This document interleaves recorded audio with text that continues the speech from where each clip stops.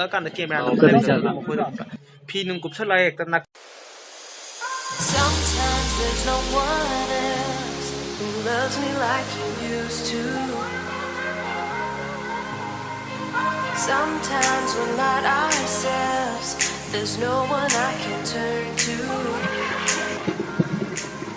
And I know. Guys, my time watching a season date 7 videoของเราดีกว่าแล้วสิชอบเลยล่ะไอ้สิเดี๋ยวได้วิดีโอของเราก็ตั้งไว้ก่อนเลยเนาะให้กันละคนเนี่ยยุ่งร่วมตะเกียบทุกคนประชาชนทุกคนก็เก่งๆดูฟลุกมึงเชียร์เจนะให้เป็นยิงเจนะดูเดียวทุกคนอาจจะบอกว่าเนี่ยมวยรังเราเลยก็มวยรังเราใครได้ขนาดนี้ตัวเดียวประชาชนทุกคนเนี่ยมันเลยคือแบบเดี๋ยวตาจะให้ได้จิงกี้คุลเลยทราเวลเนี่ยตาบอกคุลนั่นนำไปว่าส่วนนักการเมืองเดี๋ยวเขาการจะที่บังลาได้แต่ยังไม่ได้ต้องไม่ใช่ตาเลยว่าตาจะมันก็ยังไม่ได้ waiting เสร็จแต่พัมมาคนเลยให้ได้ว่าไม่ปวดเท้า timing ก็ดูที่ timing ก็โอยแล้วมั้ยดูนะตัวปลาก็สิเดชัดนะให้ได้ก็ไม่ต้องมุขปนเดี๋ยวมันค่อยไปชัดประดับคนประดับเดี๋ยวแบบยกช่างนี่นะก็ตั้ง entertainment ตัวเดิมเนี่ยดูว่าสิเดี๋ยวพัฒนาเรื่องของสิมวยรังเราใครจังหวัดอะไรเนี่ยส่วนนักการเมืองถุยบีเลยเลยส่วนนักการเมืองขำบเลยเลยสิยามที่น่าโพสต์ได้ดูก็ location มาฟังสิกี่ฮาร์ดสิดูลำบีจะจับวิดีโอกันแค่จะก็ยามพัฒนาน้ำมันงามเลยแบบให้ได้ action camera ต้องปลอมเดียวแบบไอ้ฮันดักลาฮันดักจับไปยูมิเจอร์นี่จะไม่ยามเนี่ยเขาน้ำมันดีด้ากระมุงจะลาเกียร์ตัวดูเขาจะมุกกับท่านตัวศิลาปฏิจุกุมรัสก็ได้เด็กgari plak su hongri ne mi pung tara ma khada la pe plan tor mane ba to anga mangla he bo sana na ma de ko khung yau ne ko pun de aje pung ya da la tu ama ma khai ta re ngwa je pung aje plak tu jung ya dra ga chu jam pu de de san de di thung am da thung hang na de da na aduna chan na ba taw de da thing na ba khuting di lem na tha roi khol roi ha ding sa wa na la pa ni na ba aduna aduti let's go sala de lo All the feelings that we shared are in the past.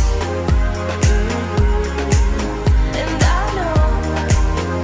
your relationships are never meant to last. And I'll take some time, but I'll be alright. We're moving on. We're moving on.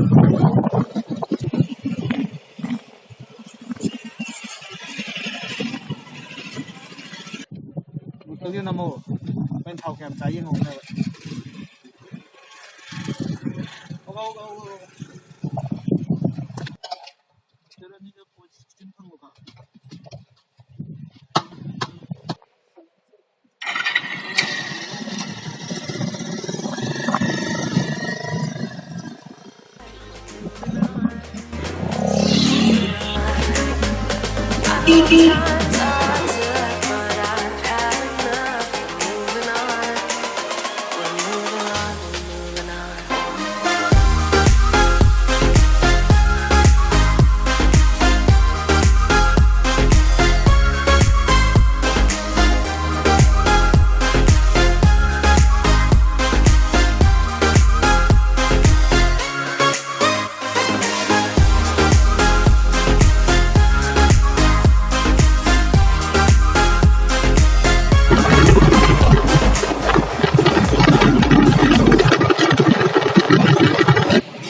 याद रहे कई लम्बी और नोदी खंग रहे याद में और रहे आंगा को असली चाली को वन तों निम मुंडा को खान मतलब वार ने तो सिंग में फोन में काम दी फट गई तीन नहीं इधर को खुशा जो बोतल ने वो सादर जो रंग ती कोई इधर का सीधे है दे समय नाยังไพ่ดนะไอ้นายดูครั้งนี้นะสิบัดนี้ฉันนี่นะปลากอกถุยบ่ะอดูกินเนี่ยบ่ะนี่ใช่โอลปั๊มเด็ดท้าวขาเลยอดูก็ลิตรมาตรงงานนะก็เลยเด้อแต่แกมเทวะไอ้กะรีจะท้าวแกมจากเดี๋ยวยิงน้ำเนี่ยบ่ะอดูยุ่มเด็ดทรกมาตั้มเด็ดท้าวลิตรมาเบรกตะกี้หาแล้วก็ทุลาอันเนี่ยบ่ได้เลยอดูก็เขาจะลุปจามมายังใครกี่หาเลยจามมาใครกี่หามาดูด้า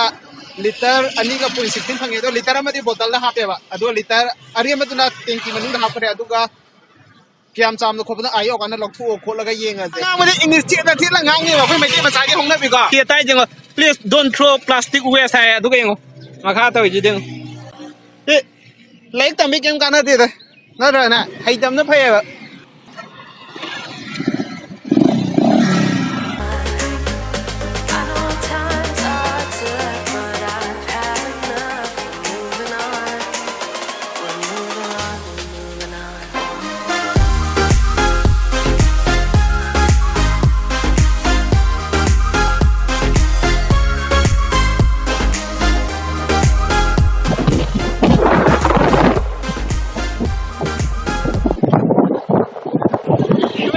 ꯄꯩꯁꯥ ꯊꯠꯇꯦꯅꯦ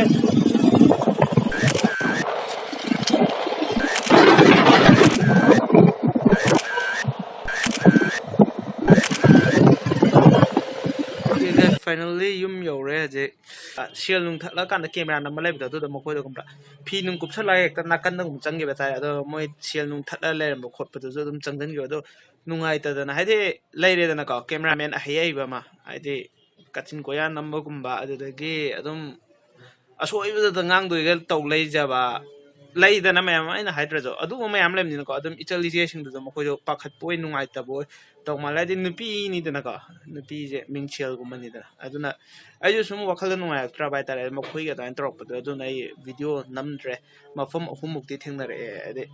yam di thengna de yam leram ga try na di khan mane ta yam sang malam di ji de mafam ahum muk tak thengna si national highway oi ba gi yam na like tabam da lai khulak to gum de khare yam na lembe aduga sumaina Yaoshang da paisa thatpa je phabra phattaba mayam amna feedback mayam am ngange haide aigi wakhalon ja aina kai maramgi thungum ma je video semningi no namning han da haide Facebook mayam haide social media da mayam gi wakat mayam am tare da na ko haide mayam gi thamoi go wakhalon haide sial thatpai matang da adu sida ngangi je anam mana lambi da lakpa mi haide sial thaliba mi singi wakhalon de amta ta phang da bai ta adum lambi da lakpa khotpa thabai ingang to bo khotpa thabak yam chinjaba mathau yam chinjaba ade sial gi value yam laina khanjaba गुम्बगी वाखलोन की गातो इताबा अदो मखोई रोंगी वाखलोन दना कमाय तौनो हाइपेट अदुगुमे वाहंग जो hanging मने अदो योक्संग जी दे हयिंग दे होदनी को अजिदा के चांस फंगगदी हंगबगी तंजा गुम लैरगदी हंग के सुंसोय सुदना अदो अई ओइबा वाखलोन मचा पितु पिकना पिउ हागदी खमरा हाइदे थाइना मतम मददी तौनरमे अखोय बॉय पाखंग ओरिंगा दगदी हाइदे बॉयना वाइ लिबी मतम दको हाइदे सुमायना मखोई की खंगना चाना बा हाइदे लेकाय दो थबल मसिन मतम दको मखोई की बॉयफ्रेंड हाइतारे को boyfriend tu naga bian pan ba mai pang ba da na chau chau na pang na rami aduga thabal mafam ma daga bian party ani ga pang laga ani ga khingda ba ga yawe adumana hajik matam da de adumana yam chau chau na jo matem pang na de adi pange na sungta ta de hoi MLA social worker khana pang man ta na ko adugi mathak ta jo amuk thabal ma sin ma matam da hajikan de 50 to 80,000 muk change da na hai ba de lampak tu ma sin ba yam chau na ga sin ba adi pochai ke mamal ke loi tang da asi je khongkat na ba lupa manga tara khagat laga tawra ine ba hoi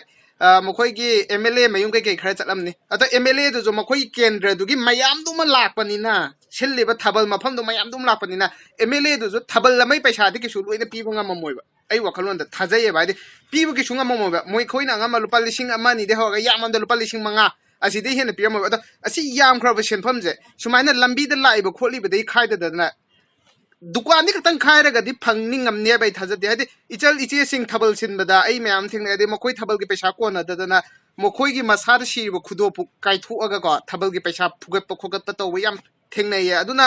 ai wakhalon da de si je thuidung na yam kai da bra haina di khalle hadi hoi na khoi na pukchel ga na khoi am na subana lambi da पैसा thappa je thapi ranu akhoi na khangna hadi box ama thambiro donation box ama adu akhoi na khangna changa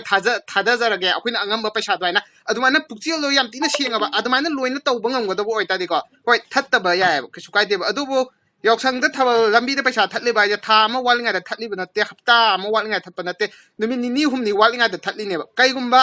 Yaoshang gi kumai dina lakhi ba ta di mokoi lambi da पैसा thatpa ja पैसा phang de adu de ngoksan ba abrete ba ko ba mayam am lapane sumaina gari mayam thongnai nga da thalo yam sangma lama le dai wakale okay sal ga da loisan jarage aduga mayam ichal lije sing ko thatli ba kambu sing do yaw bo eta di kamra adam comment box ta hybrid mo natraga